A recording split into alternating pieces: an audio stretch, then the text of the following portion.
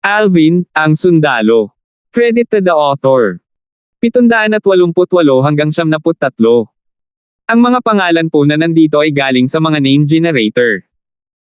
Kaya kung meron man pagkakatulad sa mga pangalan ng totoong tao o lugar, ito ay tunay na hindi sinasadya. Ngunit si Alvin lamang ang nagulat dito ngayon. Ang atensyon ng halos lahat ay nakuha ng grupo ng mga batang henyo mula sa iba pang 3 dynasties. Kanina, ang mga kabataang henyo na ito ay sabay-sabay na umatake upang patayin ang 3 pang binata na nagtago ng kanilang mga edad para lumahok sa martial competition ng 10 dynasties. Sa orihinal, natuto sila kay Lorcan na may layuning makuha ang pabor ng Vice Fort Master at makuha ang napakamahal na concept fragment. Ngunit ngayon, tiyak na nananaginip sila. Hindi banggitin na imposible para sa napakaraming tao na maging disipulo ng Vice Fort Master, imposibleng gawin ng Vice Fort Master ang kanilang mga aksyon na sineseryoso ang pagkopya sa mga aksyon ni Lorcan. Ituloy. Sa ilang sandali, ang mabagsik na boses ni Carmelo ay umalangaw-ngaw, at ito ay naging dahilan upang ang mga kabataang henyo ng 3 dinastiya ay magkasunod na bumalik sa kanilang orihinal na posisyon, samantalang nang bumalik si Lorcan sa grupo ng mga batang henyo mula sa dinastiyang Darming, siya ay sinalubong ng maraming nagbabagang tingin.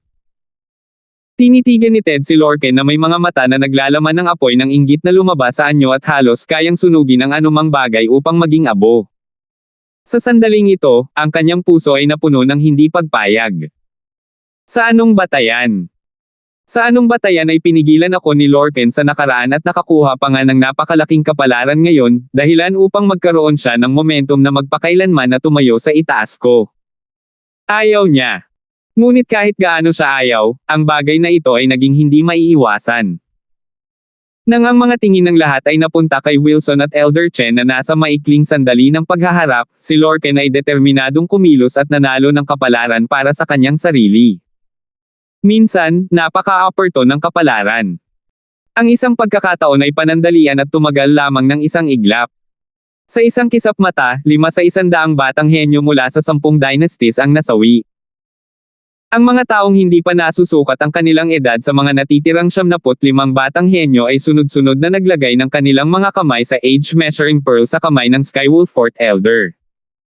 Sa panig ng Dark Cloud Dynasty, ang lahat ay sunod-sunod na sumailalim sa pagsubok.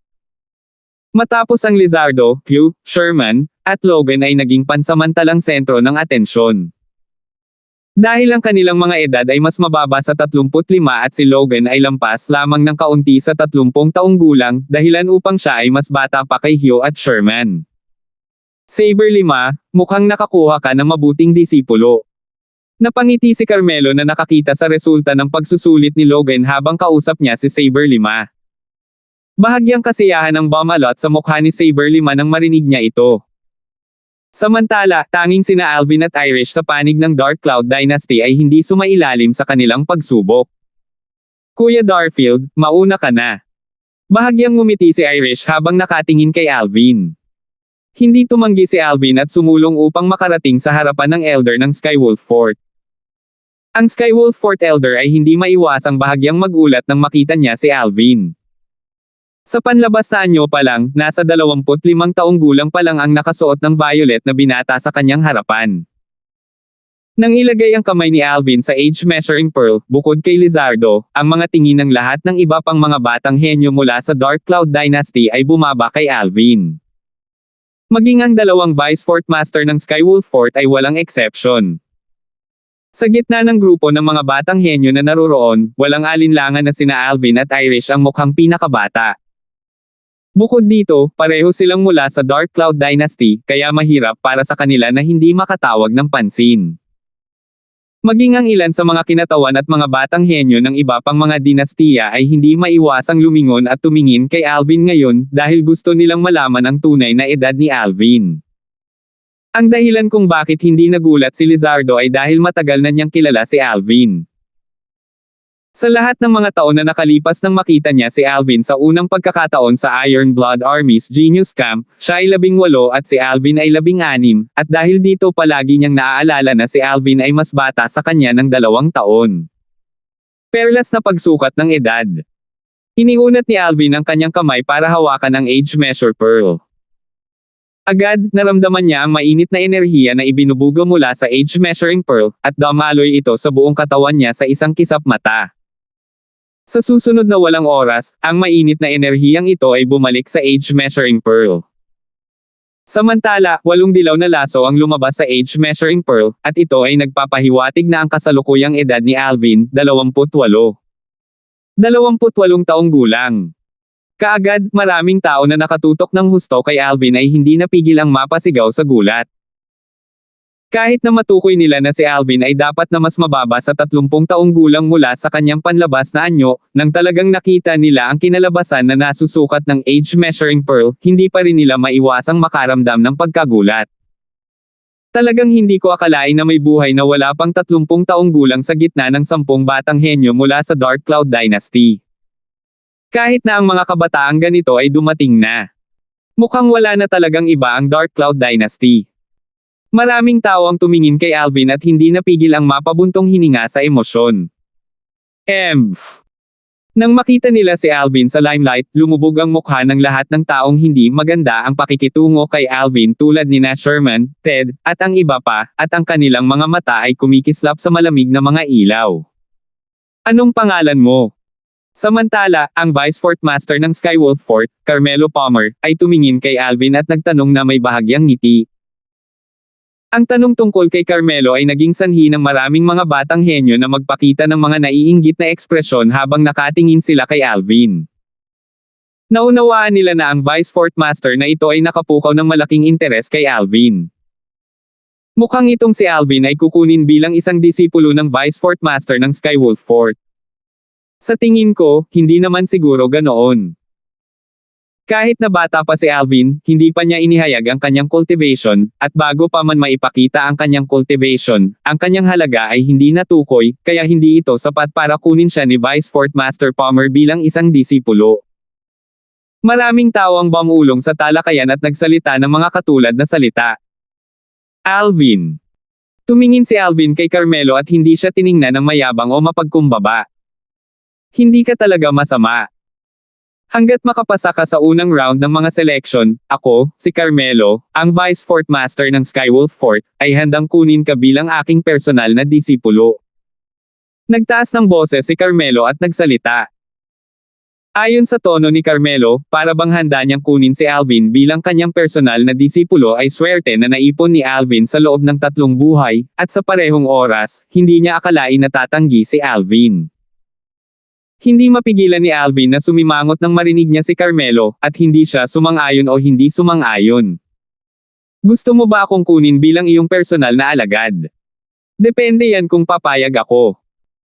Si Alvin ay hindi nasisiyahan dito, samantalang ang mga batang henyo na iyon sa halip ay nagpahayag ng naiinggit na ekspresyon habang nakatingin sa kanya, at lahat sila ay walang ibang hinangad kundi ang lumunin siya. Kahit na hindi direktang kinuha ni Carmelo si Alvin bilang kanyang disipulo, ang pangakong binitawan ni Carmelo ay naging dahilan pa rin ng grupo ng mga kabataang henyo na hindi maiwasang makaramdam ng inggit sa kanilang mga puso. Bakit hindi kami nakatanggap ng ganoong pagtrato? Kung nalaman nila ang tungkol sa kasalukuyang iniisip ni Alvin, malamang na may balak silang patayin si Alvin. Sa sandaling ito, si Sword 13 na tahimik na nakatayo sa gilid ay sumulyap ng walang pakialam kay Carmelo bago niya sinabi, Carmelo, hindi dahil minamaliit kita. Ngunit malamang na wala kang mga kwalipikasyon para kunin si Alvin bilang iyong disipulo. Walang mga kwalipikasyon. Ang mga salita ni Sword 13 ay parang isang bato na nagdulot ng 1,000 alon, at naging sanhi ito ng nakamamatay na katahimikan sa kapaligiran sa pinangyarihan. Lahat ng mga batang henyo na nagpahayag ng mga nakakainggit na titig nang tumingin sila kay Alvin ay ganap na natulala. Bawat isa sa kanila ay walang iba kundi ang maging personal na disipulo ni Carmelo, ang Vice Fort Master ng Skywolf Fort. Ngunit ngayon, may nagsabi na si Carmelo ay walang kwalipikasyon para kunin si Alvin bilang kanyang disipulo, at kasabay nito ay naging sanhi ito ng kawalang paniwala, ang kanilang mga tingin ay sunod-sunod na bumaba sa Sword 13. Kung ang mga salitang ito ay sinabi ng sinuman, maaaring nagsalita na sila sa pangungutya. Ngunit ang mga salitang ito ay binigkas ng Sword 13, isang eksperto mula sa Blade Sect, isang kapangyarihan sa foreign lands na hindi mas mababa sa Skywolf Fort. Sword 13, anong ibig mong sabihin dito? Lumubog ang mukha ni Carmelo habang ang mga salita ni Sword 13 ay walang alinlangan na sinampal siya sa mukha sa publiko, kaya paano niya ito matiis? Sword 13, ito ang Skywolf Fort at hindi ang iyong Blade Sect. Galit ding nagsalita si Wilson. Anong ibig kong sabihin? Hindi pinansin ng Sword 13 si Wilson at tumingin kay Carmelo habang walang pakialam na sinabi niya, Carmelo, hindi mo ba malinaw na narinig ang ibig kong sabihin? Wala kang mga kwalifikasyon para kunin si Alvin bilang iyong disipulo. Lalong nagdilim ang ekspresyon ni Carmelo nang marinig niya ito. Sword 13, ngayon ang araw ng martial competition ng 10 Dynasties, kaya hindi ako makikipagtalo sa iyo. Ngunit hindi ito nangangahulugan na ako, Carmelo, ay natatakot sa iyo. Kung mayroon man akong mga kwalifikasyon upang maging master ni Alvin ay hindi mo maaaring panghimasukan. Pagkatapos niyang magsalita, hindi na pinansin ni Carmelo ang Sword 13. Mabuti ang maging kumpiyansa, ngunit natatakot lang ako na may mga taong labis na tinatansya ang kanilang kakayahan. Tama ba ako, Alvin? Nang matapos siyang magsalita, sinadyang sumulyap ng Sword 13 si Alvin at naging dahilan upang hindi mapigilan ni Alvin na tumawa ng mapait, ngunit hindi niya sinagot ang Sword 13. Kung sasabihin niya ang totoo ngayon, walang alinlangang makakasakit ito kay Carmelo. Kung siya ay nagsinungaling, kung gayon hindi banggitin na hindi niya ito gagawin, ngunit kahit na gawin niya, ito ay makakasakit sa Sword 13. Bukod dito, si Sword 13 ay isang senior na iginagalang niya, kaya imposibleng masaktan niya ang Sword 13. Kaya naman, pinili niyang manahimik. Kasunod nito, nagpatuloy ang pagsukat. Sa gilid ng Dark Cloud Dynasty, tanging si Irish na lang ang natitira, at pagkatapos mag-walkout si Irish, muli nitong iginuhit ang mga tingin ng maraming tao na naroroon sa paligid. Heavens! Hindi kaya ang Dark Cloud Dynasty ay talagang walang iba? Ang taong ito ay mas bata pa kay Alvin, at siya ay isang babae.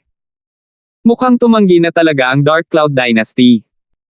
Ang mga batang henyo at mga kinatawan ng iba't ibang dinastiya ay bumaantong hininga ng may damdamin, at ang kanilang mga salita ay tila napakababa ng tingin kay Irish.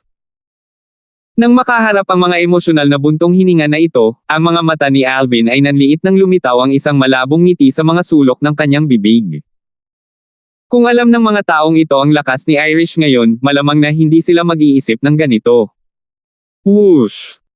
Samantala, ang kamay ni Irish ay nailagay na sa age measuring pearl, at 5 dilaw na laso ang lumitaw dito upang ipahiwatig ang kanyang kasalukuyang edad, 25 taong gulang. Ang edad na ito rin ang pinakabatang edad sa mga batang henyo mula sa 10 dinastiya na dumating upang lumahok sa martial competition ng 10 dinastiya, at sapat na ito upang mabigla ang sinuman. 25 years old. Hindi pa ako nakakatuntong sa Void Initiation Stage noong 25 ako. Kahit na ito ay nagpapakita na walang mga taong may kakayahan sa nakababatang henerasyon ng Dark Cloud Dynasty dahil ang isang babaeng tulad nito ay nakakuha ng kwalifikasyon upang lumahok sa martial competition ng 10 Dynasties. Ngunit ipinapalagay ko na ang babaeng ito ay isang martial artist sa Void Initiation Stage din. Ang likas na talento na ito ay maaaring ituring na hindi masama. Lalo na dahil siya ay isang babae, at siya ay higit na mas mahusay kaysa sa akin noong mga nakaraang taon. Sa lalong madaling panahon, isang alon ng talakayan ang lumitaw sa paligid, at bukod sa grupo ng mga tao mula sa Dark Cloud Dynasty, hindi bababa sa 70% ng mga taong naruroon ang nag-alinlangan sa lakas ni Irish, samantalang, hindi rin pinansin ni Irish. Gagamitin niya ang kanyang lakas para tumahimik ang lahat ng taong ito na tumitingin sa kanya. Isang pulutong ng mga taong maikli ang paningin, nakakaawa. Bulong ni Alvin sa kanyang sarili habang walang pakialam na nakatingin sa mga taong iyon na minamaliit si Irish. 789. But truthfully speaking, hindi pa rin masama ang itsura niya. Bihira na lang makita sa mundo ang babaeng may ganyang anyo, and first time in my life na nakakita ako ng ganoong kagandahan. Nanliit ang mga mata ng isang batang henyo mula sa Darming Dynasty habang nakatingin kay Irish na may mapagimbot na tingin. Ang kanyang hitsura ay drop-dead gorgeous, at siya ay nagtataglay ng isang cultivation sa Void Initiation Stage. Ang isang babaeng tulad nito ay bihirang makita, at ito ay tiyak na magiging kapalaran ng taong nakakuha sa kanya ay naipon mula sa kanyang nakaraang buhay. Nagsalita ang isa pang tao. Kung kaya kong sakyan ang isang babaeng tulad nito sa ilalim ng aking mga binti, kung gayon ito ay tiyak na isang napakagandang bagay. Ang isa pang batang henyo mula sa Darming Dynasty ay tumingin kay Irish at inilabas ang kanyang dila upang dilaan ang kanyang tuyong labi, at nagsalita siya na may mapang-akit na ekspresyon. Nililigawan mo si kamatayan. Sa sandaling namula ang mukha ni Irish, naging malungkot ang ekspresyon ni Alvin habang galit na galit siyang sumigaw bago nag-flash out para walisin ang batang henyo mula sa Darming Dynasty na nagsasalita ng bastos. Ngunit kahit na mabilis ang takbo ni Alvin, may mas mabilis pa. Swish! Isang maikling espada ang umalangaw-ngaw.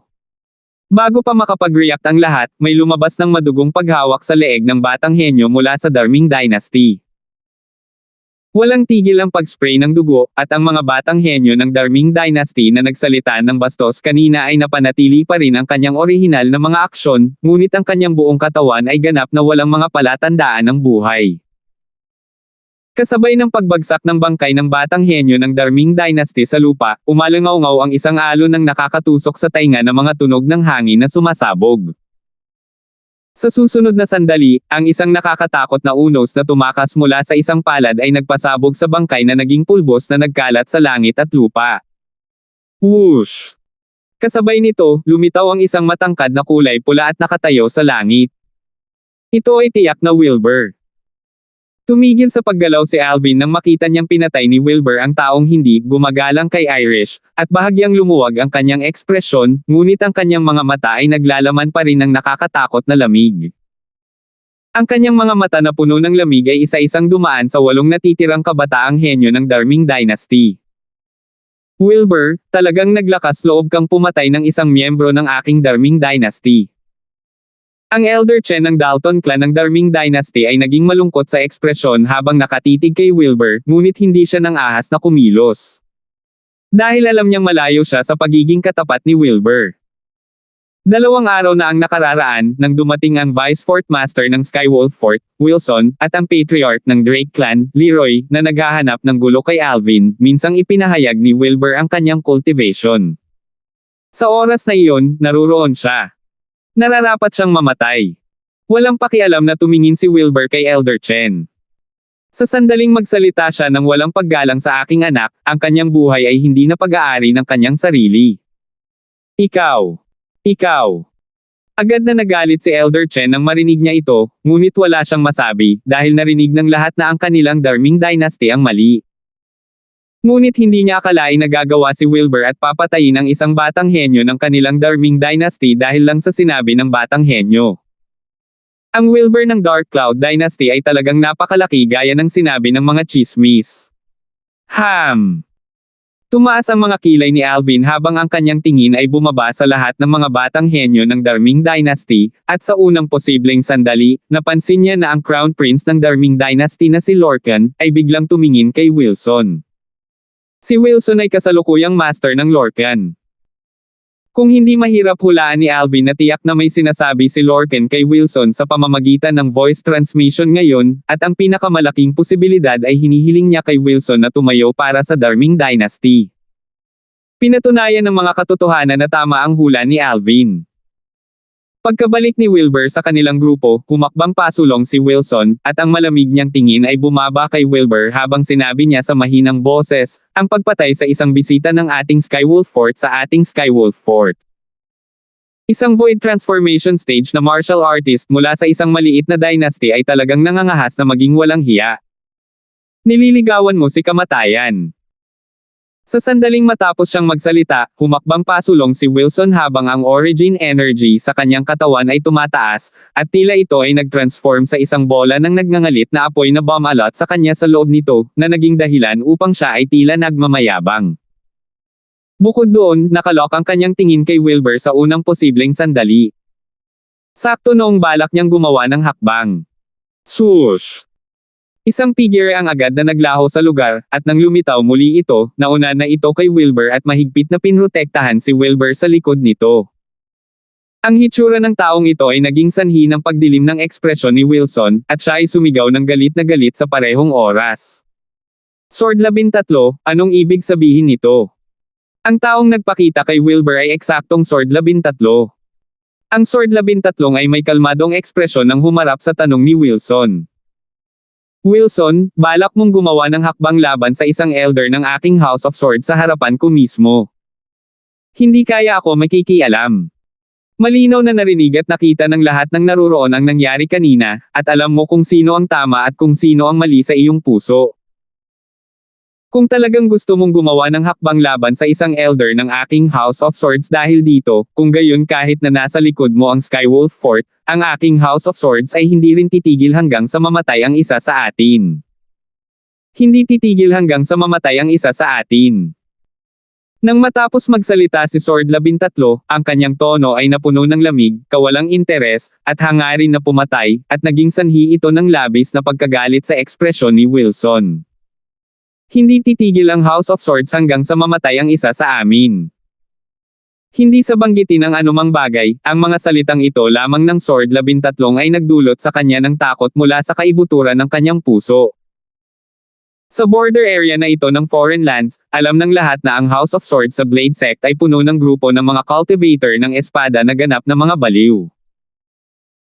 Kumbaga, 100 taon na ang nakalilipas, mayroong isang kapangyarihan ng foreign lands na hindi mas mababa sa Skywolf Fort, ngunit dahil nasaktan nito ang Master of the House of Swords sa oras na iyon, pinatay ito ng grupo ng mga baliw na cultivator ng espada hanggang sa tuluyang bumagsak.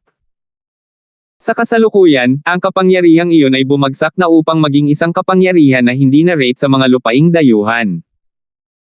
Ang Sword 13 na ang panloob na napagpasyahan na susunod na master ng House of Swords sa Blade Sect, at ang kanyang mga salita ay ganap na kayang kumetawan sa House of Swords. Kapag ang buong House of Swords ay muli siyang pinuntahan, si Wilson, kung gayon kahit ang Skywolf Fort ay maaaring hindi siya maprotektahan. Kaya nang harapin ang mga banta ni Sword 13, talagang hindi nang ahas si Wilson na ipagpatuloy ang anumang bagay kay Wilbur. Sige. Dito na matatapos ang usapin. Nagsalita si Carmelo upang basagin ang nakamamatay na tahimik na kapaligiran sa pinangyarihan, at kasabay nito, binigyan niya si Wilson ng daan palabas. Huminga ng malalim si Wilson at malamig na tumingin sa Sword 13 at Wilbur bago umatras pabalik sa kinatatayuan niya kanina. Kasabay nito, ang lahat ng mga taong tumatalakay kay Irish nang walang pagpipigil ay sunod-sunod na itinikom ang kanilang mga bibig, at tumingin sila kay Irish na para bang siya ay isang kakila-kilabot na halimaw. Vice Fort Master, walang problema sa kanilang lahat. Sa lalong madaling panahon, inalis ng 10 elder ng Skywolf Fort ang age measuring pearls bago bumalik upang tumayo sa likod ni Wilson at Carmelo, at pagkatapos ay nagulat sila ng may paggalang. Tumango si Carmelo, at pagkatapos ay tiningnan niya ang lahat ng mga kinatawan at mga batang henyo ng 10 dinastiya sa paligid. Ngayon, inanunsyo ko na opisyal na magsisimula ang martial competition ng 10 dynasties. Kaagad, ang mga tingin ng lahat ng mga batang henyo na naruroon ay sunod-sunod na lumiwanag, at ang kanilang mga mukha ay puno ng pag-asa. Naglakbay sila ng malayo para pumunta rito alang-alang sa martial competition ng 10 dynasties. Kumbaga, ang mga taong naging tanyag sa martial competition ng 10 dynasties ay nakakuha pa ng mga magagandang reward tulad ng Grade 3 spirit weapons, medicinal pills, concept fragments, at iba pang bagay na ipinagkaloob ng Skywolf Fort. Dito gaganapin ang unang round ng martial competition ng 10 dynasties. Biglang itinaas ni Carmelo ang kanyang ulo upang tumingin ng mas mataas sa langit ng arena ng labanan habang dahan-dahan siyang nagsasalita. Sa ilang sandali, ang mga tingin ng lahat ay nagtagpo, at sa huli, wala silang makita. Ang abot tanaw ay napuno ng asul na kalangitan at puting ulap, at hindi nila matukoy ang anumang bagay na mali. Isang nag-iisang tao lamang ang nakapansin ng isang pahiwatig. Napakakomplikadong inscription formation. Tumaas ang kilay ni Alvin, at bahagyang nagulat siya. Nang magsalita si Carmelo at itinaas ang kanyang ulo upang tumingin ng mas mataas pa sa langit, sinundan ni Alvin ang tingin ni Carmelo upang tumangala, at pagkatapos ay nag-flash out ang kanyang espiritual na lakas, na nagbigay daan sa kanya na mapansin ang isang pahiwatig.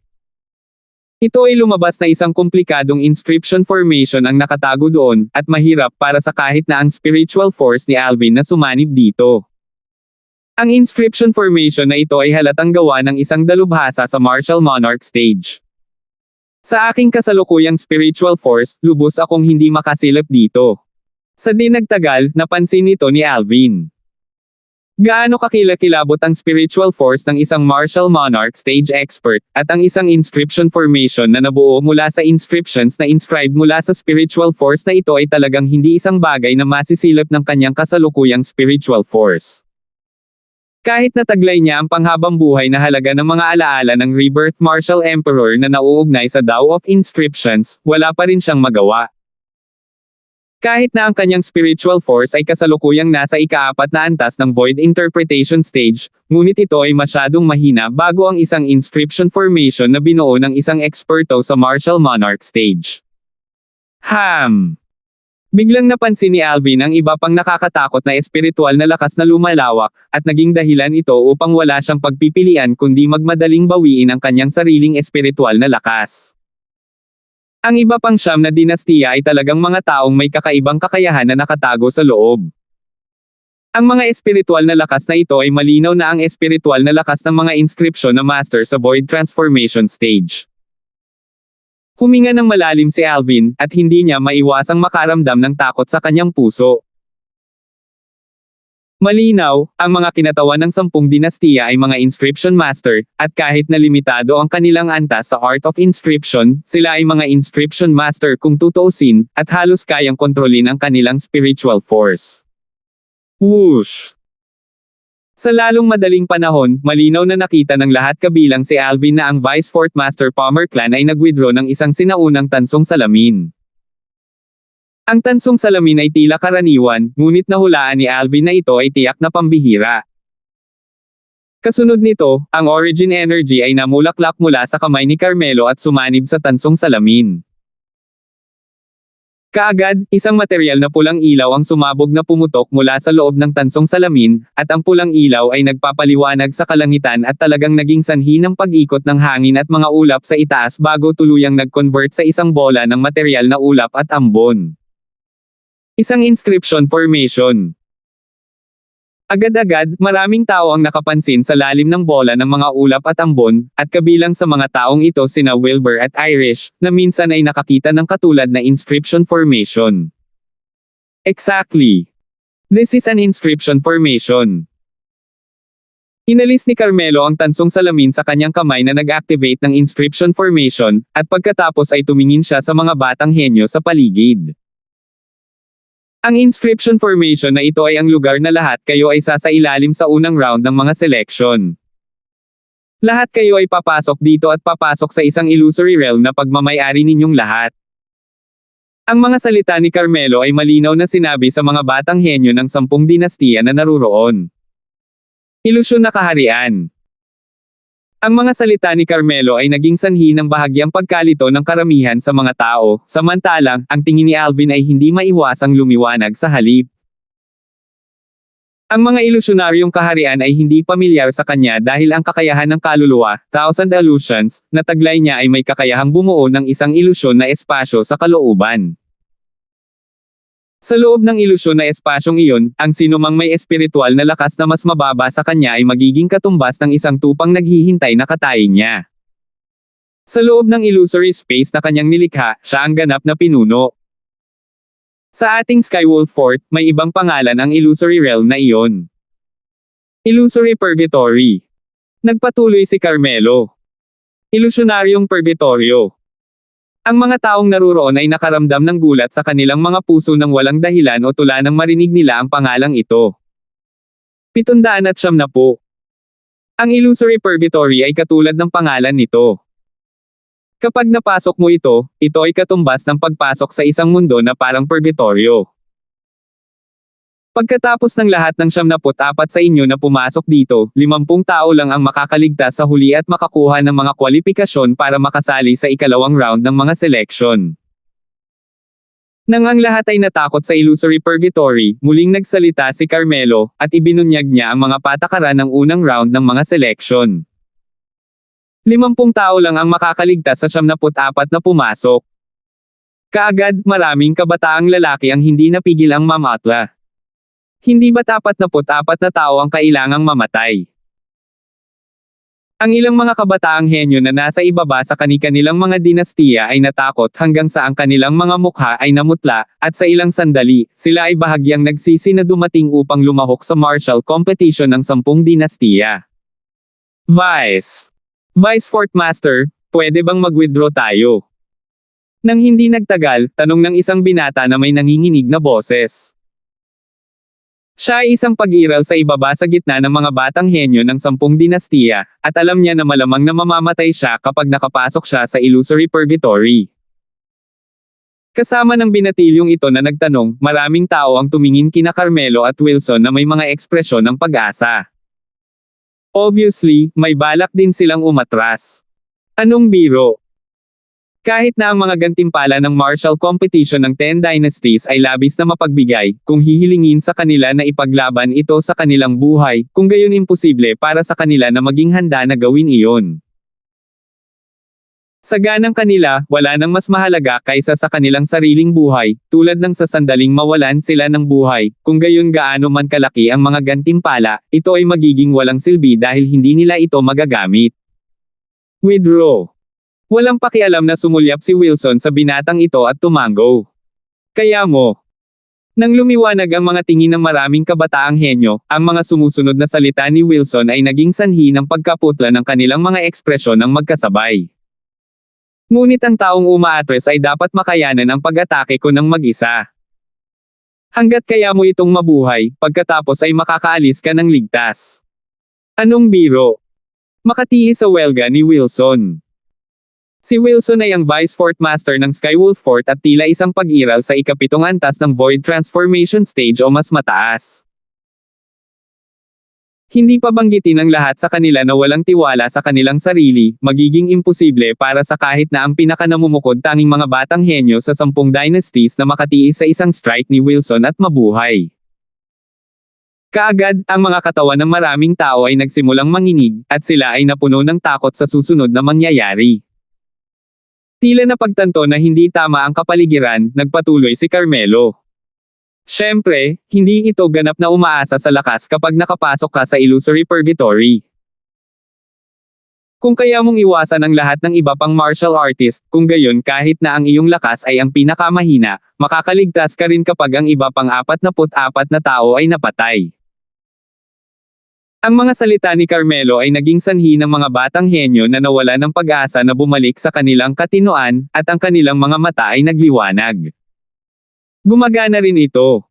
Hindi na natin kailangang sumailalim sa Battle Royale pagpasok natin.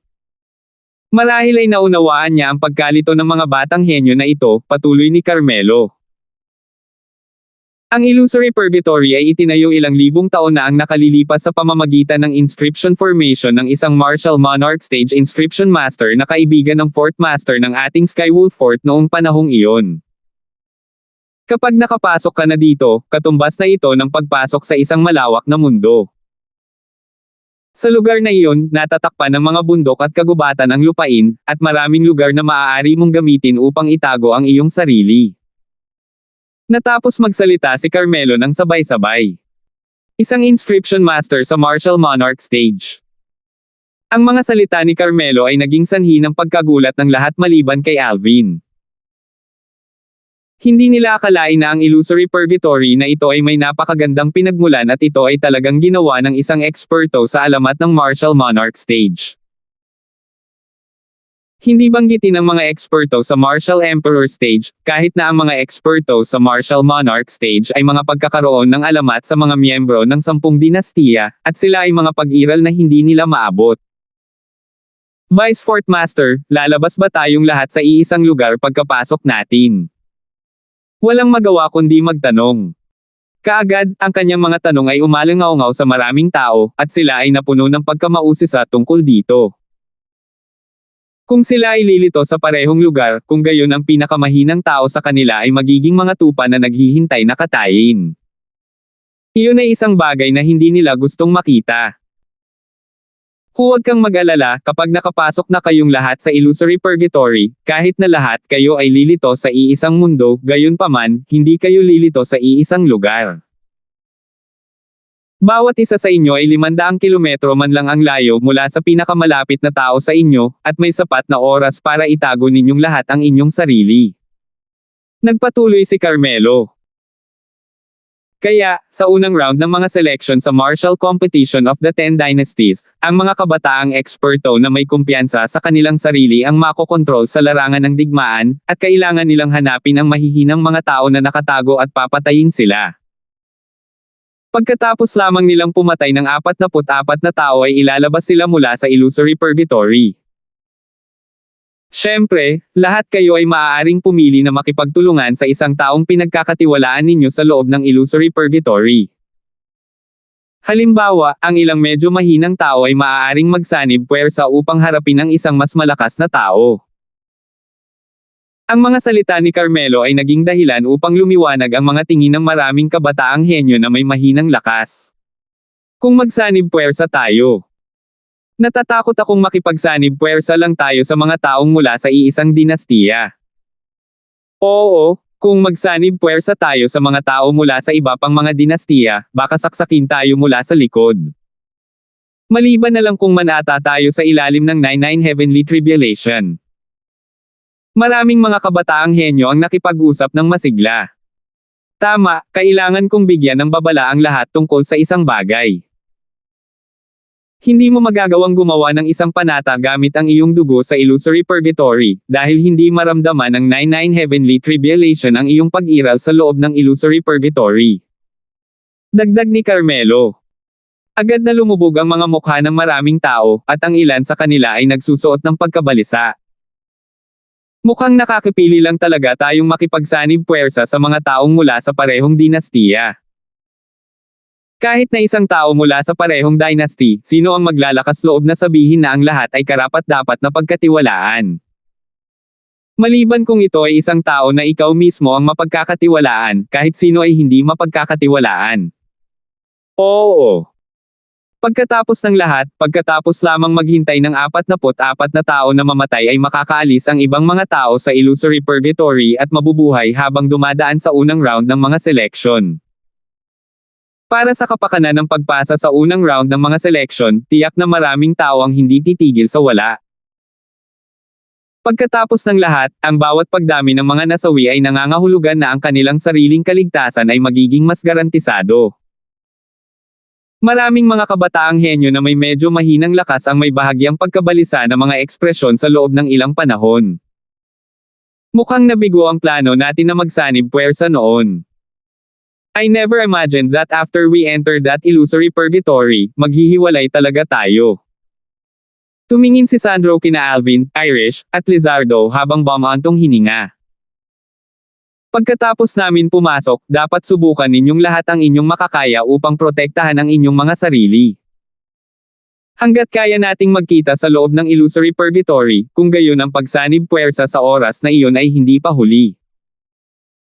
Kung tayong apat ay makakapagtipon, kung gayon ang pagdaan sa unang round ng pagpili ng buhay at kamatayan na ito ay napakadali, sabi ni Lizardo. Sa ganang kanya, hanggat silang apat ay nagsasama-sama, kung gayon sa hindi maarak na demonic technique, ni Alvin, ang mga batang henyo ng iba't ibang dinastiya ay ganap na hindi makakalaban sa kanila. Eksakto. Pagpasok natin, dapat siguraduhing mag-ingat ang lahat. Kung wala kang sapat na kumpiyansa, dapat kang ganap na hindi gumawa ng hakbang. Nagsalita si Alvin na may seryosong ekspresyon. Kapag nakapasok sila sa illusory purgatory, ito ay katumbas ng pagpasok sa isang purgatorio sa mortal na mundo. Kahit na hindi ito naglalaman ng mga mabangis at mabangis na halimaw, ngunit naglalaman ito ng mga batang eksperto ng iba't ibang dinastiya na posibleng lilito anumang oras upang patayin sila. Ang isang pagkakamali ay malamang na maging sanhi ng isa na mahulog sa isang napakalalim na kailaliman at mapahamak sa loob nito. Hindi nagsalita si Irish, ngunit nakinig siya sa sinabi ni na Alvin at Lizardo, at diretso siyang tumango para ipahiwatig na naiintindihan niya. Kayong lahat, pumasok na kayo. Ang tansong salamin ay muling lumitaw sa mga kamay ni Carmelo habang siya ay nagsasalita, at ang kanyang origin energy ay sumanib dito. Whoosh! Sa pagkakataong ito, ang kulay asul na malakas na liwanag ay bumaril mula sa ibabaw ng salamin, at nagkataon lang na tama itong tumama sa bola ng materyal na ulap at ambon sa kalangitan. Kaagad, ang mga ulap at ambon ay kumulo habang sila ay nahati upang ipakita ang isang lamat, at tila isang pinto ang nabuksan. Swoosh! Nang ang karamihan sa mga kabataang henyo ay nag-aalangan, isang figure ang agad na pumasok sa illusory purgatory na parang kidlat. Wilson, itong alagad mo ay hindi talaga masama. Kahit na ito ay lakas o tapang, siya ay lubhang namumukod tangi sa dalawa. Puri ni Carmelo. Ang unang taong pumasok ay ang mismong Crown Prince ng Darming Dynasty, si Lorcan. Marshal Uncle, masyado kang mabait. Kahit na mahinhin magsalita si Wilson, ang kanyang mukha ay nagpakita ng napakatalino ng ngiti. Sige na. Ang Sword 13 at Saber 5 ay magalang na tumingin kina Lizardo at Logan. Tumango sina Lizardo at Logan, at pagkatapos ay tila sila ay nakikipagkompetensya at pumasok sa illusory purgatory sa halos parehong oras. Dapat din tayong pumunta. Ngumiti si Alvin kina Irish at Sandro bago pumasok sa illusory purgatory kasama ang ilan sa mga batang henyo mula sa iba't ibang dynasties na bumalik sa kanilang katinoan. Pagkakapasok ni Alvin, sunod-sunod na pumasok sina Irish, Sandro, at ang natitirang grupo ng mga batang henyo. Pagkaraan ng maikling sandali, may kabuoang 74 na kabataang henyo ang lahat ay nakapasok sa illusory purgatory. Tahimik na nakatayo sa labas ang grupo ng mga eksperto ng nakatatandang henerasyon habang hinihintay nila ang resulta. Matapos tumapak si Alvin sa illusory purgatory, ang lugar sa kanyang harapan ay natatakpan ng isang layer ng ambon, at kahit na ang kanyang spiritual force ay magunat, ito ay direktang sasabog sa dispersing ng isang walang hugis na puwersa sa loob ng maikling panahon. Matapos lumipad sa hindi kilalang yugto ng panahon, ang ambon sa harap ng mga mata ni Alvin ay kumalat, na nagpapahintulot sa kanya na makatingin ng diretso sa mundong nasa harapan niya. Ito ang illusory purgatory. Hindi napigilan ni Alvin na tumawa ng habang nakatingin sa matataas na bundok at metatiyog na taluktok na sumasakop sa masalimuot na lupain. Kung ang isang tao ay may balak na magtago sa isang lugar na tulad nito, I presume na ito ay mas mahirap kaysa sa pag-akyat sa langit upang kaladkarin ang tao palabas ng kanyang pinagtataguan. Ngunit, sa kabutihang palad, maaari akong umasa sa aking espiritual na lakas. Gamit ang aking espiritual na lakas, kaya kung bumalot sa isang lugar na 100 metro at sinumang nakakubli sa mga anino ay hindi makakatakas. Pagdating ko dito kanina, may pressure na nagpasabog sa spiritual force ko sa dispersal. This place should not have that pressure, right? Nang mag-isip siya hanggang dito, iniunat ni Alvin ang kanyang espiritual na lakas. Sa sumunod na sandali, tuluyang lumubog ang masigla niyang mukha. Ang kanyang espiritual na puwersa ay muling pinasabog sa dispersal ng presyon. Anong nangyayari? Sumimangot si Alvin at may naguguluhan na ekspresyon dahil hindi niya alam kung ano ang nangyayari at hindi niya alam kung saan nagmula ang pressure na ito. Pagkatapos lamang nahanapin ni Alvin ang mga alaala sa buong buhay ng Rebirth Martial Emperor, natagpuan ni Alvin ang sagot. Mukhang ang illusory purgatory sa loob nitong inscription formation na itinayo ng Martial Monarch Stage Expert ay mayroon ding soul suppression formation na nakaset up sa loob nito. Gaya ng sinasabi nitong soul suppression, pinipigilan nito ang enerhiya ng kaluluwa. Ang espiritual na lakas ay ang enerhiya ng kaluluwa. Sa ganitong paraan, kahit ang soul skill ko, 1000 illusions, ay hindi magagamit sa kapahamakan na lugar na ito. Sa ilang sandali, bahagyang lumubog ang ekspresyon ni Alvin. Nang ang kanyang espiritual na lakas ay sumanib sa tatak ng kaluluwa sa kaibuturan ng kanyang kaluluwa na may layuning subukang gamitin ang kanyang kakayahan sa kaluluwa, 1000 illusions, sa halip ay napansin niya na hindi niya lubos na magawa ang ilusyon na espasyo.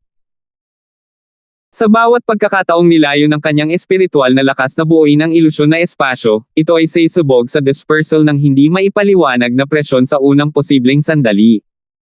771. Tulad ng inaasahan. Hindi napigilan ni Alvin na huminga ng malalim.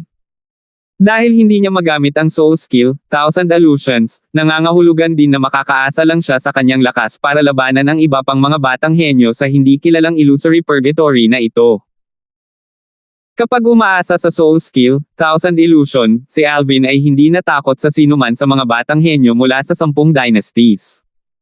Ngunit ang problema ay hindi niya nagamit ang kanyang soul skill ngayon.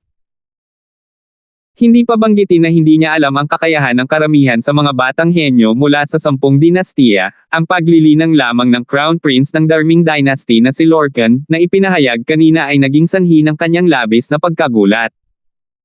Ikatlong antas ng yugto ng Void Interpretation. Noong una ay naisip ni Alvin na sa kanyang cultivation sa ikalawang antas ng Void Interpretation Stage, sapat na ang rango sa tuktok sa gitna ng mga batang henyo ng 10 dynasties, ngunit hindi na siya naglakas loob na mag-isip ng ganito pagkatapos niyang masaksihan ang cultivation ni Lorcan. Palaging may mga bundok sa kabila ng mga bundok, langit sa kabila ng langit. Marahil sa iba pang mga dynasties, may mga batang eksperto na nagtataglay ng cultivation sa ikatlong antas ng Void Interpretation Stage tulad ni Lorcan, o kahit isang 4th level na Void Interpretation Stager na batang eksperto. Ang importanteng bagay sa ngayon ay patayin muna ang mga kabataang henyo ng 10 dynasties na may medyo mahinang lakas. Hanggat 44 sa 74 na tao ang napatay, maayos kung makakalagpas sa unang round ng mga selection at matagumpay na umaban. Lumiwanag ang tingin ni Alvin, at hindi niya ipinagpatuloy ang pag-iisip tungkol dito. Ipoipo. Kasunod nito, si Alvin ay tila nag-transform sa isang unos na palm unit sa kalangitan at tumungo sa malayo upang hanapin ang kanyang biktima.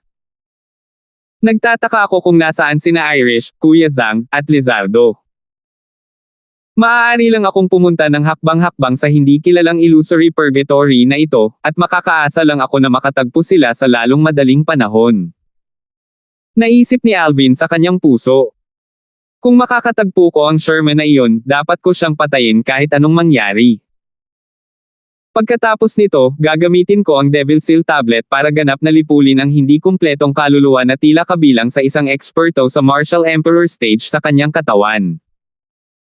Habang nasa daan, kumikislap ang mga mata ni Alvin ng malamig na ilaw nang maisip niya si Sherman. Kahit na ang Devil Seal Tablet ay may kakayahang pansamantalang sugpuin ang hindi kumpletong kaluluwa na tila kabilang sa isang Martial Emperor stage expert sa katawan ni Sherman, sino ang nakakaalam kung si Sherman ay makakakuha ng ilang mga benepisyo dahil sa Martial Emperor stage expert na iyon. Sa ganang kanya, kung maalis si Sherman, sa kalaunan ay magiging isang malaking kalamidad si Sherman, dahil ang sitwasyon sa pagitan nila ni Sherman ay matagal nang naging sitwasyon na hindi matatapos kung wala ang isang partido. Sherman, sana lang hindi ganoon kaganda ang swerte mo. Bulong ni Alvin sa sarili. Sa kasalukuyan, hindi siya nag-aalala tungkol sa anumang bagay, at nag-aalala lamang siya na hindi niya makakaharap si Sherman.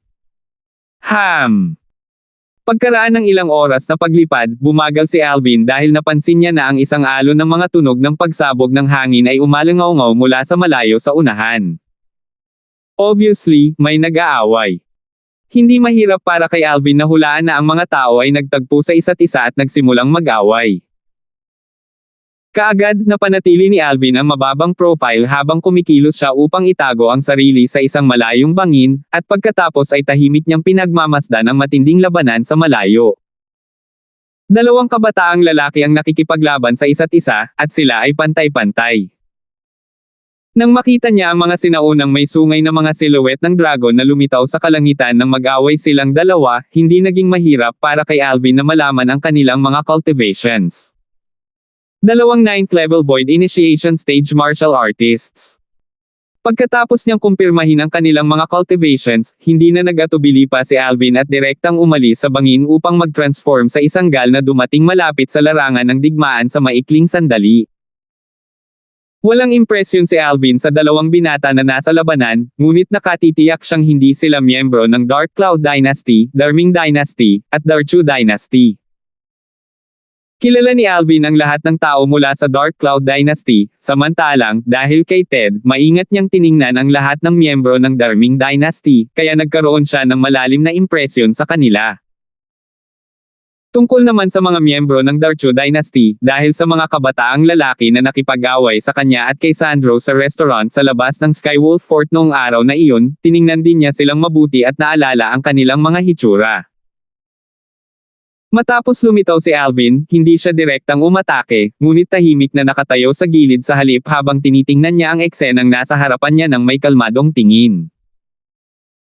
Ang dalawang kabataang lalaki na labis na nahuhumaling sa labanan ay naglaban ng ilang sandali bago magkasunod na napagtantong may nagbago.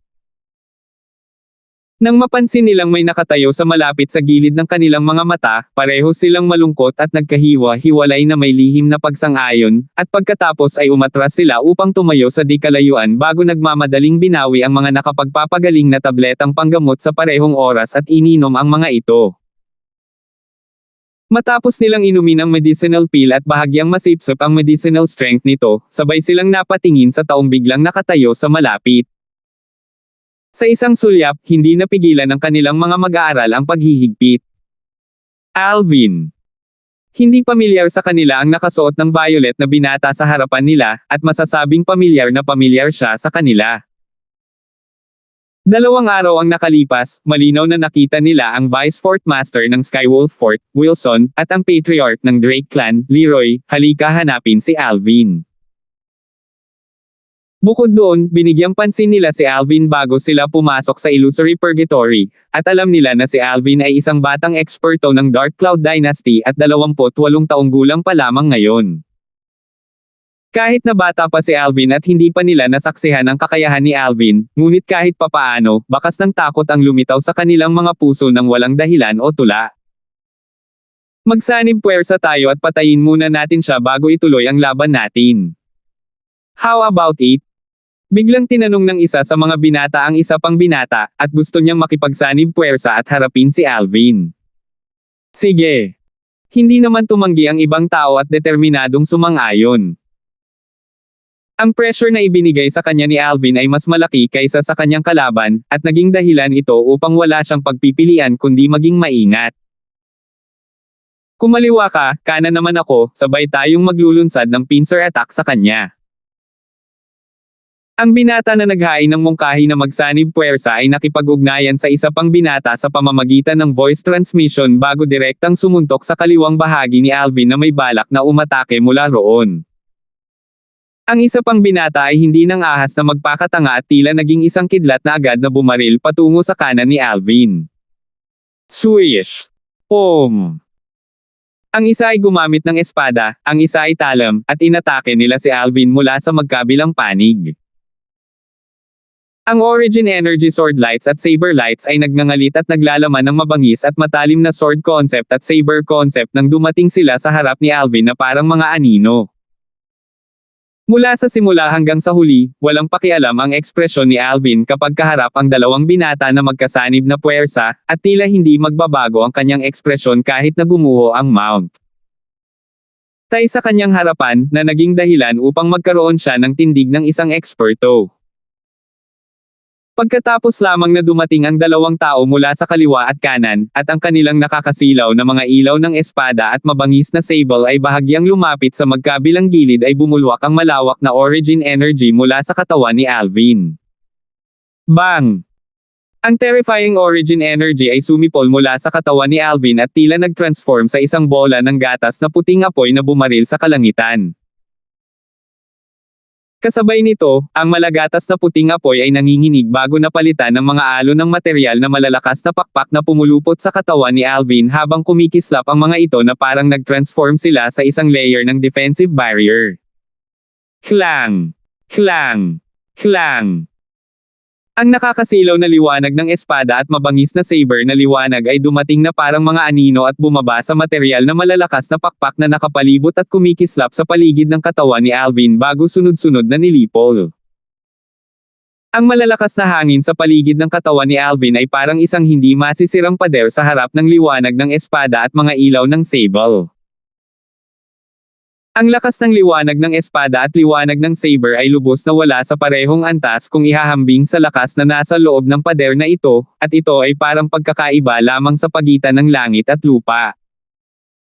Matapos maputol ang kanilang welga, hindi nagpatuloy ang dalawang binata sa pag-atake, at sa halip ay tumayo sila malapit sa gilid ni Alvin na namutla ang ekspresyon. Materialisasyon ng konsepto. Sabay na bulalas ng dalawa sa gulat. Ang materialization of concept ay ang simbolo ng void interpretation stage. Kahit na ang isang katulad na eksena ay maaaring lumitaw kapag ang void initiation concept ay naintindihan sa limitasyon, nagkaroon ng pagkakaiba. Lubos silang sigurado na ang wind concept na ginamit ni Alvin ngayon ay isang void interpretation concept. Kasunod nito, tila napag-usapan nila ito kanina habang itinaas nila ang kanilang mga ulo upang sabay-sabay na tumingin sa langit sa itaas ng Alvin, at tila may gusto silang kumpirmahin.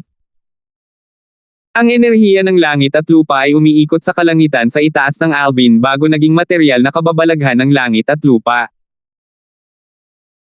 Maraming sinaunang may sungay na mga silwete ng dragon ang nakapulupot, at ang kanilang bilang ay napakarami na natakot sa dalawang binata, hanggang sa puntong ang kanilang mga mukha ay namutla habang ang kanilang mga katawan ay nagsimulang manginig. Langit. Ano ang nakita ko? 50 sinaunang may sungay na mga silhouette ng dragon. Ito lamang ang kababalaghan ng langit at lupa na nabuo pagkatapos niyang gamitin lamang ang kanyang origin energy at isang uri ng konsepto. Ikalawang antas ng void interpretation stage, unang antas ng intermediate wind concept. Ang lakas ni Alvin ay talagang napakalakas. Ang kanilang mga ekspresyon ay lubhang hindi magandang tingnan.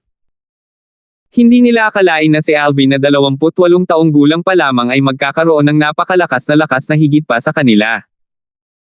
Sa lakas ni Alvin, mapapatay sila ni Alvin sa sobrang dali. Ngayon, dapat ay akin na. Tumingin si Alvin sa dalawang binata na magkasabay na umatake sa kanya at ngumisi, at sa pagtaas ng kanyang kamay, isang espada na naglalabas ng nakakatakot na aura ang lumitaw sa kanyang kamay. Ang espadang ito. Sa sandaling lumitaw ang espada sa kamay ni Alvin, naging sanhi ito ng pagpalpitate ng puso ng dalawang binata, at ang aura na bahagyang nahayag mula sa espadang ito ay naging dahilan upang hindi nila maiwasang matakot. Whoosh! Matapos ang origin energy ni Alvin ay sumanib sa espada sa kanyang kamay at isa pang 30 sinaunang may sungay na mga silhouette ng dragon ay lumitaw mula sa manipis na hangin sa kalangitan sa itaas ng Alvin, naging sanhi ito ng kanilang mga mag-aaral na hindi mapigilan ang paghigpit. Si Alvin ay isang martial artist sa ikalawang antas ng void interpretation stage, at kapag ang kanyang buong origin energy ay sumabog, ito ay maihahambing sa lakas ng 30 sinaunang may sungay na dragon. Ngunit ngayon, ang espadang ito lang ang nagbigay daan sa kanyang origin energy na makakuha ng amplification ng 30 sinaunang may sungay na dragon. Hindi ba ito ay isang amplification ng 100%? Kahit na ito ay ang unang baitang spirit sword ng alamat, tila nagbibigay lamang ito ng amplification na humigit kumulang 88%, tama ba? Nang pareho silang nakaramdam ng matinding kawalang paniwala, sumalakay si Alvin. 9 Dragons Radiant Flash. Sa sandaling tumama ang kanyang espada, ginamit niya ang kanyang konsepto ng sword para isagawa ang mataas na grade ong heaven rank offensive martial skill, ang 9 Dragons Radiant Flash, nakakabisado niya hindi pa gaanong katagal. Dalawang material na Divine Dragon ang sumipol at naglalaman ng lakas ng 81 sinaunang may sungay na dragon, at ang kanilang mga mata ay kumikislap habang ang 4 na nakasisilaw na kidlat ay agad na lumipad palabas. Bago pa sila makapag-react pareho, ang 4 na kidlat ay tumago sa pagitan ng kanilang mga kilay at sa kanilang mga lalamunan, dahilan upang ang kanilang origin energy ay agad na napatay. Sa sumunod na sandali, 2 bangkay ang bumagsak sa lupa. Whoosh! Hinabol ni Alvin at tinanggal ang kanilang spatial ring sa kanilang mga kamay bago angkinan ang mga ito. Kasabay nito, tiningnan niya ang 3 talampakang haba ng talam sa kanyang kamay habang ang isang napakatalino ng ngiti ay sumilay sa kanyang mukha. Ang quasi-royal grade spirit sword na ito ay nagpapataas ng lakas ng 100%. Iyon instant when I struck out is really satisfying. Ang quasi-royal grade spirit sword ay ang mismong espada na nakuha niya mula sa Sword Monarch's treasure noong araw na iyon.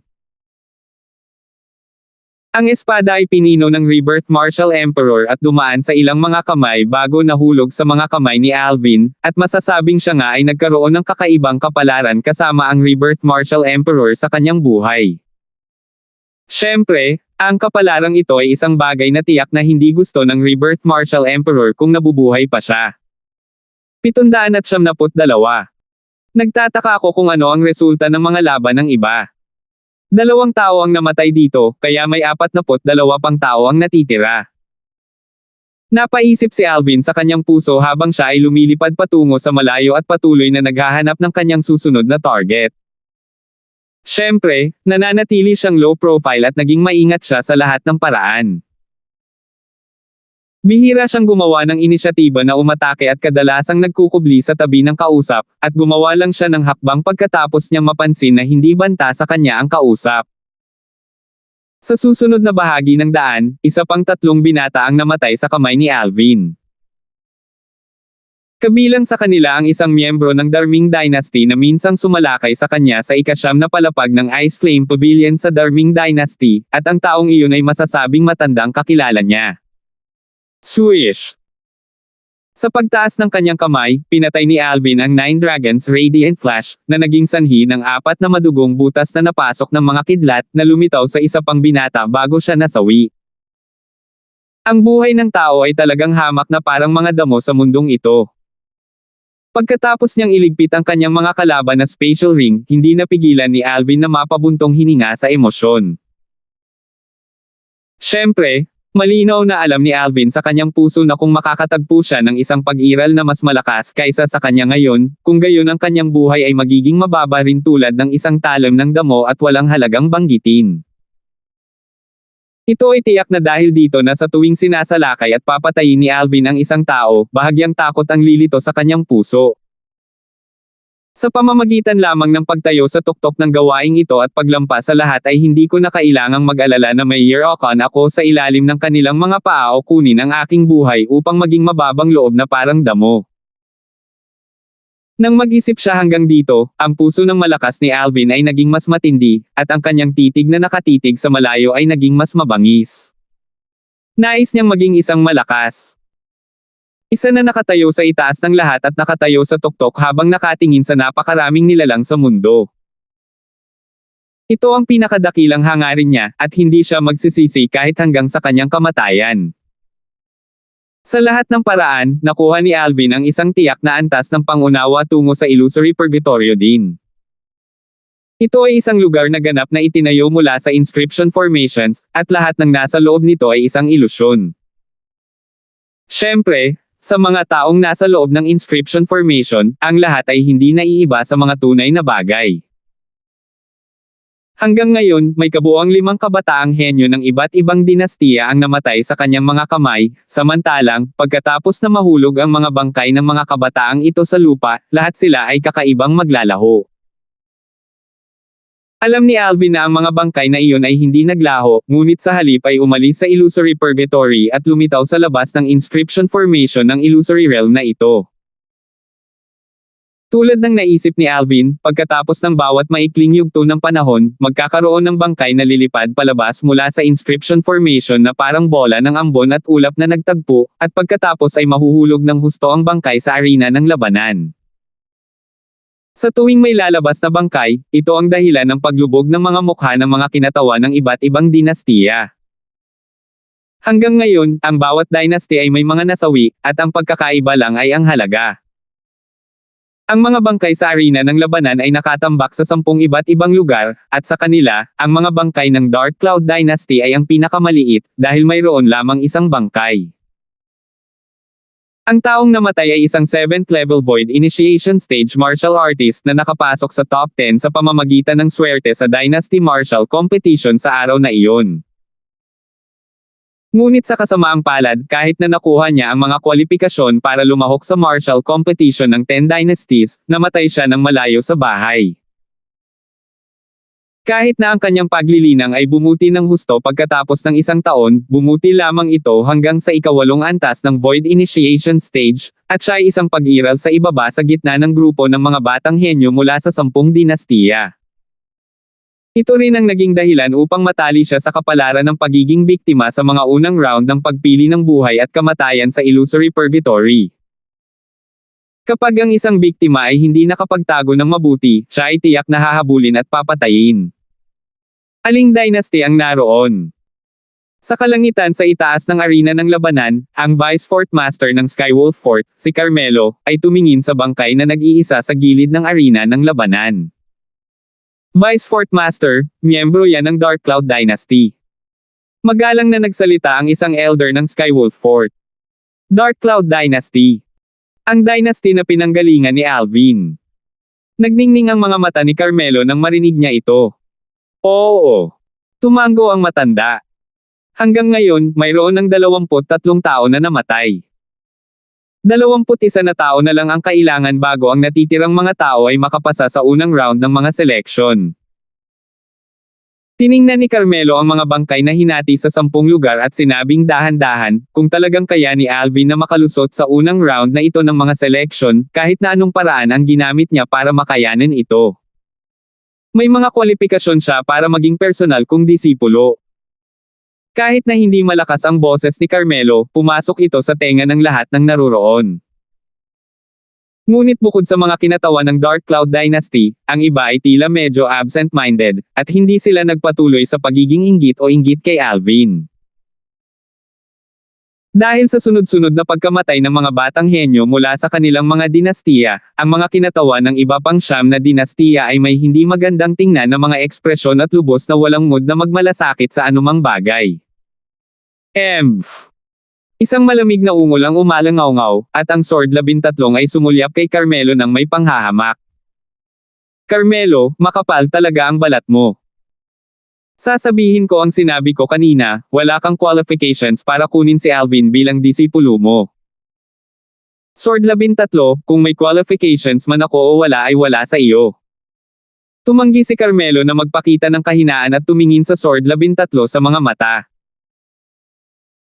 Saganang kanya, kung ang isang taong kasing respetado niya, ang Vice Fort Master ng Skywolf Fort, ay gustong kunin ang isang binata mula sa isang maliit na dynasty bilang kanyang personal na disipulo, hindi ba't ang binata ay labis na nasa sabik habang siya ay lumuhod at yumuko sa harap niya?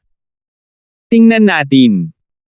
Walang pakialam na nagsalita si Sword 13, at ang espasyo sa pagitan ng kanyang mga kilay ay napuno ng malakas na kumpiyansa. Martial Uncle. Sa sandaling ito, si Wilson na nakatayo sa tabi ni Carmelo ay tila may naisip, at sumimangot siya bago nagpadala ng voice transmission kay Carmelo. May nakalimutan akong sabihin sa iyo. Tila naging mabuting kaibigan si Alvin ng disipulo ni Sword 13. 2 araw na ang nakalipas, ako. Kasunod nito, binanggit ni Wilson ang tungkol sa kanya at sa patriarch ng Drake Clan, si Leroy, na hahanapin si Alvin, kasama na ang bagay tungkol sa kanya na gustong payagan si Leroy na dalhin si Alvin palayo ngunit ang Sword 13 ay namumukod tango upang protektahan si Alvin. Ano? Dahil sa mga salita ni Wilson, hindi napigilan ang ekspresyon ni Carmelo na maging malungkot. Kung hindi lang si Wilson ang nagsasalita tungkol dito ngayon, hindi niya malalaman ang pangyayaring ito. Hindi niya akalain na ang kanilang Skywolf Fort ay nagbigay na kay Alvin ng ganitong masamang impresyon bago ito. Samantala, sa wakas ay napagtanto niya kung bakit magiging tiwala si Sword 13 na hindi papayag si Alvin na maging kanyang disipulo. Kaya lumalabas na ang lahat ng ito ay may sanhi at epekto. Ikaw. Malamang na pinigilan mo ang isang bihirang henyo na martial artist para sa kapakanan ng isang maliit na Leroy. May bakas ng galit ang mga mata ni Carmelo habang nakatingin kay Wilson. Si Wilson ay hindi sumang-ayon o hindi sumang-ayon. Martial Uncle, hindi naman siguro masama ang natural na talento ni Alvin. Ngunit sa kanyang edad, sa palagay ko ay imposible para sa kanya na magkaroon ng anumang magagandang tagumpay. At saka, kapag nakapasok na siya sa lugar na iyon, tiyak na mahuhulog siya sa kapalaran ng pagiging kanyan. Imposibleng mabuhay siya. Kaya, kahit na hindi mo siya maaaring kunin bilang iyong personal na disipulo, si Marshall Uncle ay hindi kailangang makaramdam ng panghihinayang tungkol dito, sabi ni Wilson. Depende yan sa sitwasyon sa mga oras na iyon. Kung susuko ako ng ganito, sa halip ay magiging dahilan ng mababang pagtingin sa akin ni Sword 13. Si Alvin naman, kung talagang hindi siya matino, tiyak na mapahamak siya. Nang matapos magsalita si Carmelo sa pamamagitan ng voice transmission, isang malamig na liwanag ang kumislap sa kanyang mga mata. Swoosh! Biglang, isa pang bangkay ang lumabas mula sa inscription formation at bumulusok pababa mula sa lupa bago bumagsak ng malakas sa lupa. Bricks! Ang mga mag-aaral ng Dark Cloud Dynasty's Emperor ay naghihigpit. Kahit na hindi siya nagulat na ang pangalawang batang henyo ng Dark Cloud Dynasty ay papatayin, ngunit hindi niya akalain na ang pangalawang tao ay si Bricks. Si Bricks ay isang tao na nireranggo sa nangungunang 10 sa Dynasty Martial Competition sa anumang paraan, at sa usapin ng cultivation, tila mas mataas pa siya sa anak ng Emperor, si Heinz. Sa kasalukuyan, si Bricks ay nagkaroon pa nga ng cultivation sa Void Interpretation Stage, ngunit namatay pa rin. Siyempre, naisip niya na ito ay dahil sa kapwas-palad ni Bricks. Sa ganang kanya, si Lizardo, Logan, at Irish ay mas mahina kaysa kay Bricks. Ngunit silang tatlo ay hindi pa namatay, ngunit si Bricks ay namatay, kaya tiyak na ito ay dahil ang swerte ni Bricks ay hindi maganda at nakatagpo ng isang buhay na mas malakas kaysa sa kanyang sarili. Kung alam ng Emperor na ang lakas ni Lizardo, Logan, at Irish ay hindi mas mababa kaysa kay Bricks ngayon, malamang na hindi siya mag-iisip sa ganitong paraan. Irish. Tumingin si Wilbur sa inscription formation, at halatang may bahagyang pag-aalala ang kanyang mga mata. Kahit na ang likas na talento at lakas ng kanyang anak na babae ay hindi masama, ngunit siya ay nakaharap sa mga batang eksperto ng iba't ibang dinastiya ngayon, at walang kakulangan ng mga pag-iral na mas malakas kaysa sa kanya sa gitna nila. Sa sandaling nakatagpo niya ang mga ito, magkakaroon siya ng maliit na pagkakataong mabuhay. Sana ang batang iyon, si Alvin, ay makasama si Irish sa lalong madaling panahon. Naisip ni Wilbur sa kanyang puso. Sa ganang kanya, hanggat nakikipag-ugnayan si Alvin sa kanyang anak, magiging ligtas ang kanyang anak na babae. Sa kasalukuyan, sa grupo ng mga eksperto ng mas matandang henerasyon sa kalangitan sa itaas ng arena ng labanan, tanging ang Sword 13, Saber 5, Carmelo, at Wilson ang binubuo, samantalang ang lahat ng iba ay may nag-aalalang ekspresyon. Sina Carmelo, Sword 13, Saber 5, at Wilson ay may mga disipulo na nasa loob ng Illusory Purgatory, at ang dahilan kung bakit sila naging maayos ay walang alinlangan dahil sila ay puno ng kumpiyansa sa kanilang mga disipulo. Kahit na ang Illusory Purgatory ay maaaring ituring na iba kaysa sa purgatorio sa kaharian ng mga mortal, gayunpaman ito ay hindi naiiba sa isang purgatorio sa kaharian ng mga mortal sa mga mahihinang martial artist na nakatagpo ng mas malalakas na martial artist, dahil ang kanilang wakas ay halos kamatayan. 3 figure ang bumungad sa paligid ng isang binata na may nakasabit na alak sa kanyang baywang, at ang isa sa mga binata na nakadamit na asul ay nanunuya. Sandro, tiyak na magkikita ang mga kalaban. Ikaw, itong Void Interpretation Stage na batang eksperto ng Dark Cloud Dynasty ay malamang na mamamatay dito ngayon. Ikaw kasi. Ang taong napalibutan ay si Sandro. Sinulyapan ng masama ni Sandro ang binata na may asul na damit, at pagkatapos ay bumaba ang kanyang tingin sa isa pang payat na binata habang ang bakas ng takot ay bahagyang dumaan sa kanyang mga mata. Medyo natakot siya sa batang henyo na ito mula sa dinastiyang Darchu. Noong araw na iyon sa restaurant sa labas ng Skywolf Fort, minsan na niyang nakilala ang taong ito, at sa oras na iyon, napansin niya kung gaano kaitekot ang binata na ito, at malamang na ang binatang ito ay hindi mas mababa sa kanya sa cultivation. Tungkol naman sa binata na nakasuot ng kulay asul, lubos na hindi niya siniseryoso ang binata. Sandro, siguradong patay ka ngayon. Sabihin ko sa iyo, sa ating tatlo, bukod sa akin, si Kuya Kong at Kuya Bricks ay parehong nabubuhay sa unang antas ng Void Interpretation Stage. Lalo na si Kuya Kong, naintindihan pa niya ang pangalawang antas ng void interpretation concept, kaya napakadali ng pagpatay sa iyo. Malamig na tumawa ang nakasuot na asul na binata habang nakatingin kay Sandro. Ikalawang antas na void interpretation concept. Huminga ng malalim si Sandro, at pakiramdam niya ay talagang hindi mali ang kanyang intuition, talagang pambihira ang payat na binata na ito. 773. Paano na? Takot ka ba? Huli na. Ang asul na nakadamit na binata ay may kampante na ekspresyon mula sa paghiram ng lakas ng iba nang makita niya ang pagbabago sa ekspresyon ni Sandro. Kahit natatakot ako, hindi sayo. Sinulyapan ni Sandro ang asul na nakadamit na binata na may pang-aalipusta, at pagkatapos ay itinaas niya ang wine gourd mula sa kanyang baywang na binuhusan ng alak sa kanyang bibig habang nilalamon niya ang malalaking subo ng alak. Nang makita niyang si Sandro ay nasa mood pa ring uminom ng alak kapag napapaligiran sila, hindi napigilan ng binata na nakadamit na asul na tumawa ng malamig. Uminom ka, uminom ka. Ikaw ay tiyak na uminom sa huling pagkakataon sa iyong buhay. Masyado kang maingay. Si Sandro na umiinom ng alak ay biglang sumigaw ng paputok.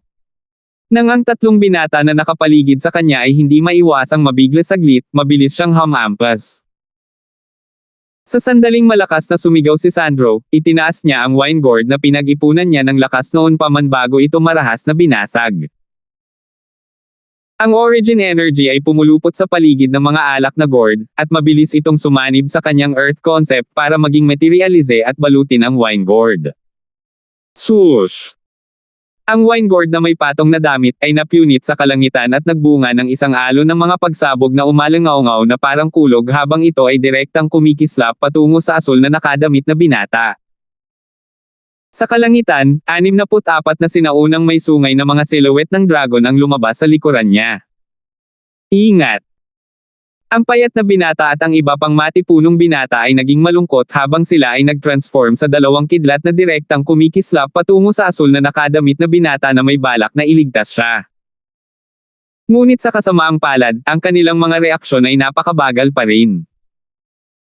Ang lakas ni Sandro ay hindi mas mababa sa kanilang dalawa, at siya ay umatake sa parehong maikling panahon na pareho silang natigilan, na nagpapahintulot sa kanya na makakuha ng inisyatiba. Bang! Nabasag ng alak ang ulo ng binata na nakadamit na asul na nagpakita ng takot na ekspresyon, at naputol ang ulo nito. Ang nakaasul na binata na kampante kanina ay naging walang ulo na bangkay sa isang kisap mata. Bang! Bang! Bang! Kasabay nito, lumipat si Sandro.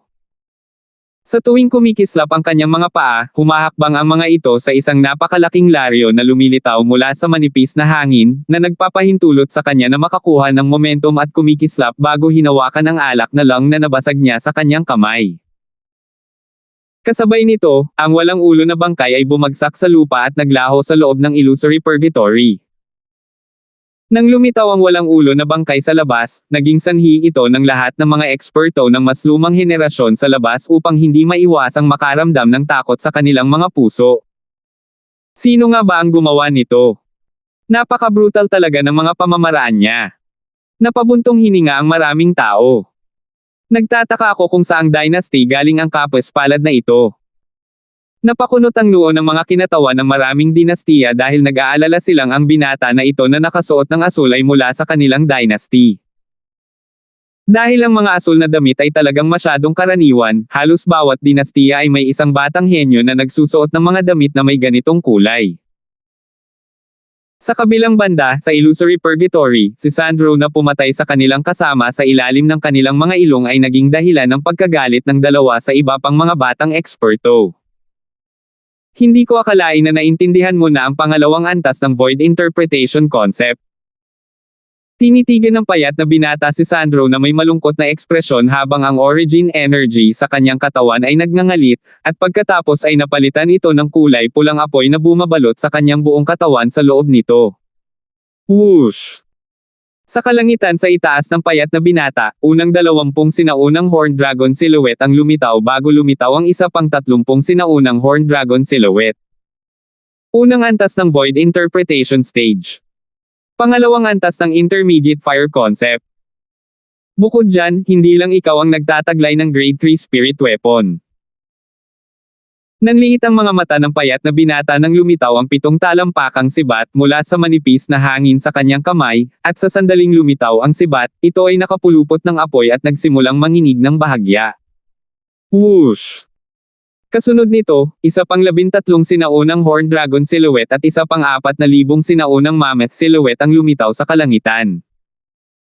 Malinaw, ang 7 talampakang haba na sibat sa mga kamay ng manipis na binata ay isang Grade 3 Spirit Weapon din, ngunit ang lakas ng amplification nito ay mas mababa kaysa sa Wine Gourd sa mga kamay ni Sandro.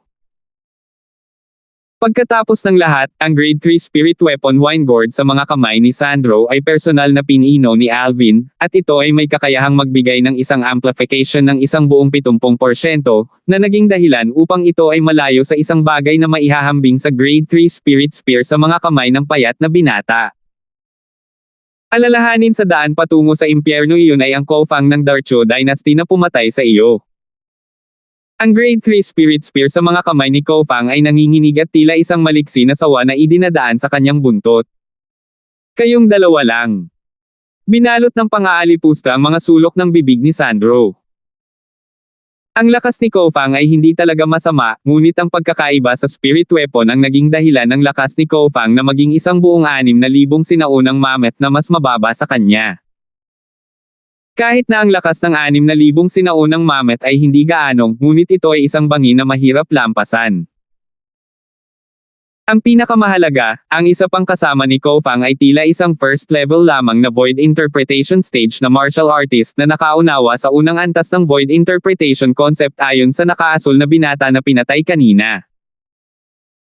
Ang unang antas ng Void Interpretation Stage na martial artist na tulad nito ay mas mababa sa kanya sa pamamagitan ng lakas ng isang buong 10 sinaunang may sungay na dragon o higit pa at walang banta sa kanya. Ano? Mababa ang tingin mo sa akin? Ngumisi ang isa pang matipunong binata habang ang origin energy sa kanyang katawan ay nagngangalit bago nag-transform sa maraming material na kulay violet na kidlat na pumulupot sa kanyang katawan, na naging dahilan upang tila siya ay ang Diyos ng kidlat na bumaba sa mortal na mundo. Whoosh! Sa kalangitan, ang kababalaghan ng langit at lupa ay biglang lumitaw. Ang unang 30 sinaunang may sungay na dragon silhouette ay lumitaw bago ang isa pang 20 sinaunang sungay na dragon silhouette ay lumitaw. Pangalawang antas ng Void Interpretation Stage. Unang antas ng intermediate na konsepto. Second level Void Interpretation Stage. Malungkot ang mukha ni Sandro nang makita niya ang lakas na ipinakita ng matatag na binata. Para sa kanya, ang ikalawang antas ng Void Interpretation Stage na martial artist na nakaunawa sa unang antas ng Void Interpretation concept ay mas mapanganib kaysa sa unang antas ng Void Interpretation Stage na martial artist na nakaunawa sa ikalawang antas ng Void Interpretation Stage na konsepto. Dahil ang lakas na nasa origin energy ay maaaring palakasin sa pamamagitan ng spirit weapons. Kahit na wala akong grade 3 na spirit weapon. Pero sa tingin ko kahit grade 4 spirit weapon lang ito, sapat na iyon para malampasan ka ng lakas ko sa lahat ng aspeto. Lalong lumawak ang malamig na ngiti sa mukha ng matipunong binata nang lumitaw ang isang makapal at malapad na sable sa kanyang mga kamay. Kasama ang material na kulay violet na mga bolts ng kidlat na sumasalubong sa saber, isa pang 17 sinaunang may sungay na dragon silhouette at ilang libong sinaunang mammoth na silhouette ang lumitaw sa kalangitan. Nang ibigay ng matatag na binata ang kanyang buong lakas, nalampasan na nito ang lakas ng 67 sinaunang may sungay na dragon, samantalang, ang lakas ni Sandro ay maihahambing lamang sa lakas ng 64 na sinaunang may sungay na dragon. Finn, sugpuin mo siya. Kukunin ko ang buhay niya. Tila hindi man lang nagulat si Kofang sa lakas na ipinakita ng matapang na binata, at halatang alam na alam niya ang tungkol sa lakas ng matatag na binata sa kanyang puso. Marahil, dahil dito ay sinabi niya ang mga salitang iyon kay Sandro kanina, alalahanin sa daan patungo sa impyerno iyon ay ang Kofang ng Darcho Dynasty na pumatay sa iyo. Lumipat sina Finn at Kofang mula sa harapan at likod upang silyuhan ang mga landas ng pag-urong ni Sandro. Kumislap ang tingin ni Sandro, at tuluyang nagdilim ang kanyang mukha. Kung si Kofang ay nakipagsanib puwersa sa isang martial artist na nasa unang antas lamang ng void interpretation stage at naiintindihan ang unang antas ng void interpretation concept, hindi siya mag-aalala kahit kaunti. Ngunit ngayon, pakiramdam niya ay wala siyang kahit katiting na kumpiyansa na manalo. Dahil wala siyang kumpiyansa na manalo, wala siyang balak na makipag-unahan sa kanila. Tumakas ka. Nang walang kaunting pag-aalinlangan, si Sandro ay nagpadyak at agad na tumapak sa napakalaking brick na nabuo mula sa manipis na hangin ng kanyang origin energy at earth concept bago gamitin ang puwersang ito para lumipad palabas. Swoosh! Ang buong katawan ni Sandro ay tila nag-transform sa isang kanya na bola na direktang kumikislap patungo sa malayo at gusto niyang tumakas ng malayo dito. Habulin mo siya. Ngunit sa kasamaang palad, matagal nang pinaghandaan sina Kofang at Finn, at sa sandaling natapakan ni Sandro ang ladrilyo, umalis sila upang pigilan si Sandro isang hakbang sa harap niya. Patayin! Nang makita niya ito, napagtanto ni Sandro na kailangan niyang patayin ang kanyang daan palabas, kung hindi, imposible para sa kanya na tumakas. Bang! Sa unang posibleng sandali, pinili ni Sandro si Kofang na nagtataglay ng medyo mahinang lakas, at itinaas niya ang kanyang wine gourd bago agad itong durugan, na naging sanhi ng nakakatakot at nanginginig na langit na mga pagsabog ng hangin na umalangaw-ngaw. Finn! Hindi umiwas si Kofang nang makita niya ito, at ang grade 3 spirit spear sa kanyang kamay ay nanginginig ngunit hindi gumagalaw para pigilan ang wine gourd ni Sandro ngunit sa halip ay nagsimulang walang tigil na mag-ipon ng lakas. Sa kritikal na sandali, ang makapal at malapad na saber sa mga kamay ni Finn na nakapulupot ng kulay violet na mga kidlat ay mabangis na bumaba papunta sa alak na nasa mga kamay ni Sandro, at pinasabog ito palayo sa trajectory nito na kumikislap patungo kay Kofang. Ngayon na.